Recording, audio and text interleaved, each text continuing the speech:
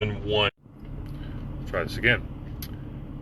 I got kind of tagged earlier today from Facebook, so I'm sure they're kind of trying to put me in Facebook jail. So I had a whole comment about the picture of the money.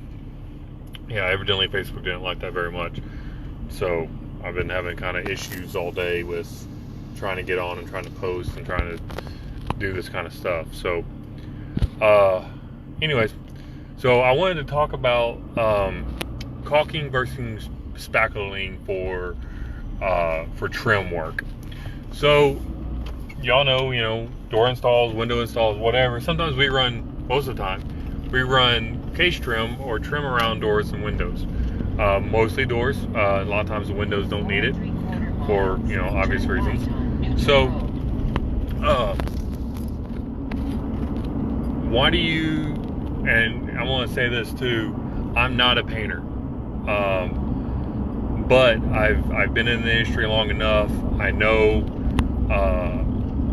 kind of what to do and what not to do when it comes to stuff like that. So I'm gonna bring something to light that a lot of homeowners probably don't realize and don't know.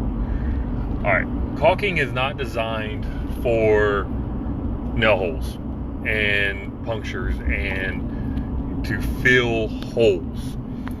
Caulking is designed to fill cracks, joints, and that kind of thing. So any kind of two separate angles, or multiple angles, come together, then that is what caulking's for. Why is this important? Because it's easily to fill those spots, and you can skim it smooth, and it still looks like the original trim is there and all that. It just fills that gap between the two flat surfaces. So why can it not be used for nail holes? Here's the reason. Because over time that caulking will retract. Even the best caulk out there does retract. Less than a centimeter, whatever, all caulking is going to retract. Because it's either going to be water-based, silicone-based, or whatever else they're going to put in there, latex or whatever it is in there. It all has that compound to it that it's going to retract. So when you put it over a nail hole and you go to paint it, it's going to look good for a little while until that paint retracts. And when that paint retracts, it's going to leave a divot in your trim. If you ever seen it, go into homes and you look at got a little bit of divot inside where you can tell where the nail hole is because of the divot. That's why, because it was filled with caulking. Okay, so when you get down to nail filler or wood spackling or spackling itself, anything like that, there's 500,000 of them on the market. Like I said, anything from wood filler to nail filler. That kind of wood filler goes on like a little white, little wood chalky type texture, and I'm not a big fan of it because it's real grainy. I'm personally not a fan of it. Nail filler, it goes on, and when you rub it smooth, it literally goes on like graphite.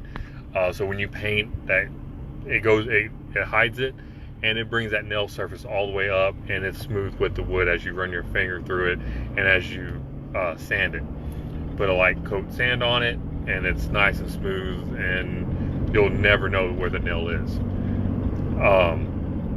So that's the difference. And then of course you have spackling itself. There are nail filler spackle that is in there. Provia actually provides it when you purchase trim and painted trim through Provia. They actually give you a sample or give you a little tube, and it's trim spackling, and that's what it is. And it actually color matches with your trim. So when you run it over a nail hole, you can't even tell where the nail was at.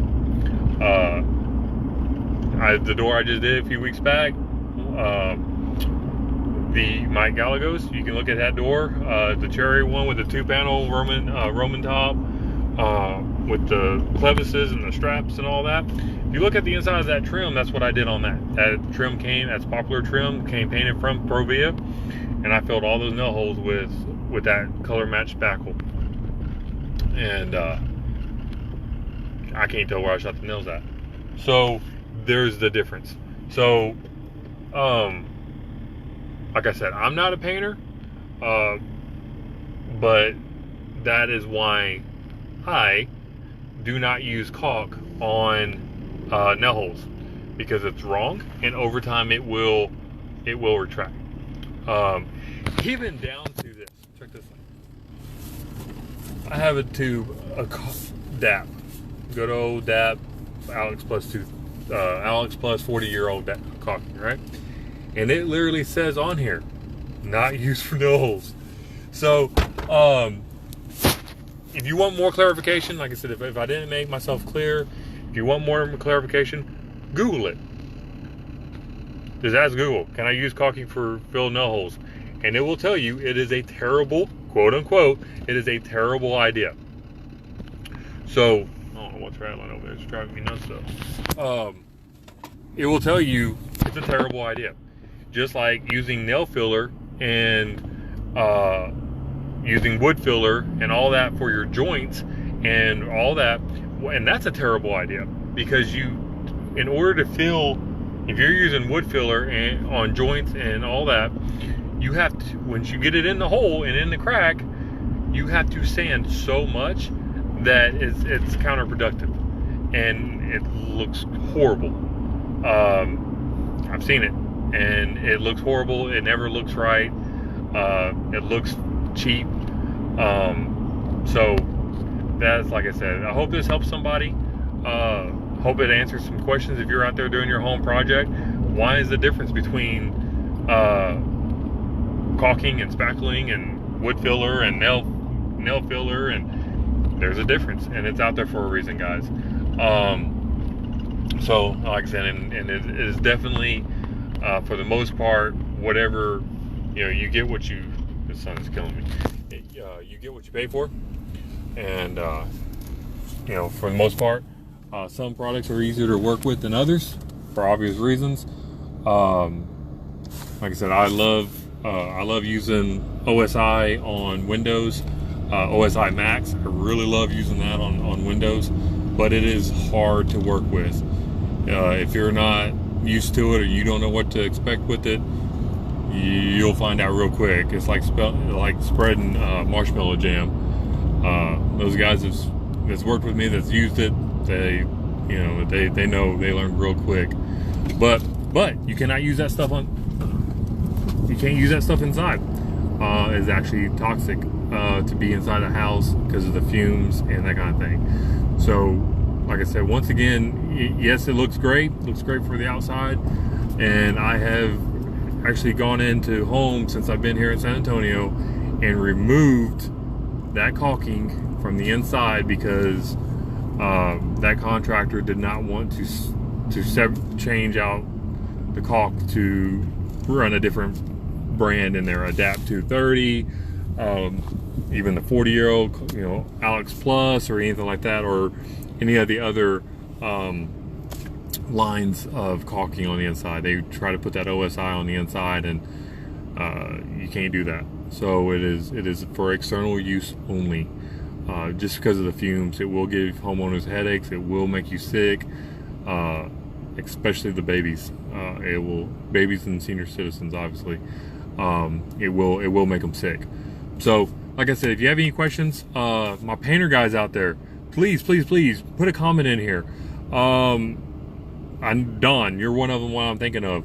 Like I said, my painter guys, the guys that are notorious for painting, put your comments down here. Let's see what let me see what y'all say about it, how y'all feel about it.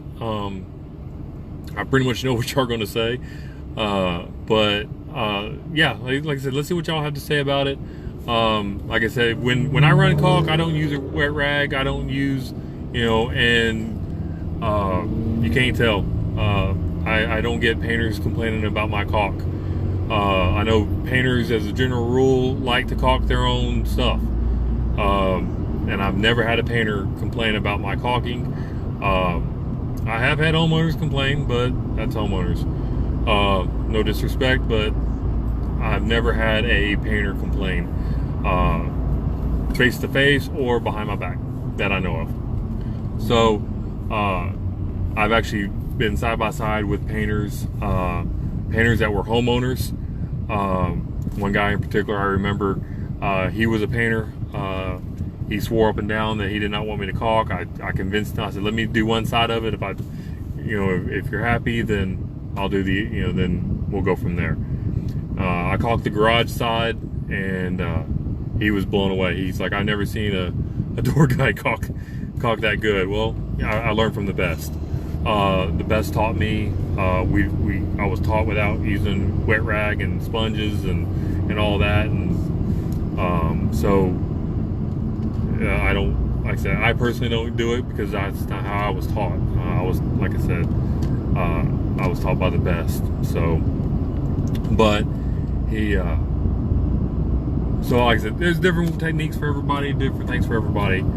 Even down to the fact that I don't even cut my tips at 45, I leave them straight. So kind of boggles people's minds sometimes, but like I said, I run a real fine bead, and I don't waste these bumps. I don't waste talking either. So other than that, like I said, please share this. If you're a painter, please leave a comment. Let's see what y'all have to say, and if y'all know something that I don't, or something like that, then get the word out, so for these homeowners to understand and see stuff from experts. So like I said, other than that, guys, y'all be good. I am trying to get home and call it a day. I'm tired, guys. Talk to y'all later. Thanks.